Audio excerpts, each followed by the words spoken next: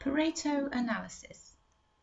In the late 1940s, Joseph Juran suggested this principle and named it after the Italian economist Vilfredo Pareto, who had previously observed that 80% of income went to 20% of the population.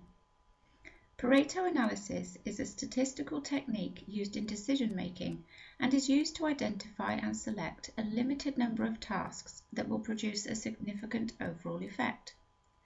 Also known as the 80-20 rule, whereby doing 20% of the work, you can generate 80% of the benefit of the entire job.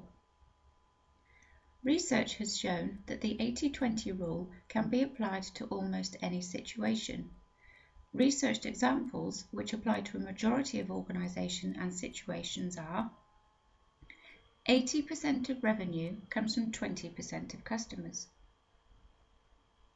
80% of profit comes from 20% of the product range. 80% of road traffic accidents are caused by 20% of drivers. 80% of the time you wear only 20% of your entire wardrobe. This principle is extremely useful in planning, analysis, troubleshooting, problem solving, and decision making in any organisation. Many complex business disasters could be avoided if instigators refer to the Pareto principle early on. The principle is tremendously powerful and is all the more effective because it's so simple and easy to use. To illustrate this, we can use an example. City Hospital have had 845 complaints over the past 6 months, and they need to reduce the number of complaints they are having. In order to analyse and solve the issues causing the complaints, we can use the Pareto diagram. Firstly, we have to record the raw data.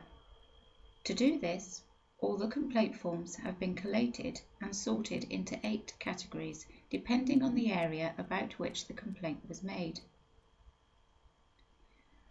Once this has been done, it's simple to order the complaint types and place the most common complaint first.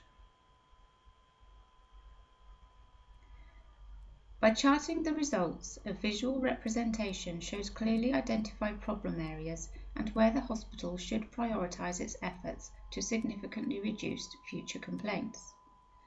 This method shows exactly where to focus attention and allows a better use of resources to tackle the problem of too many complaints.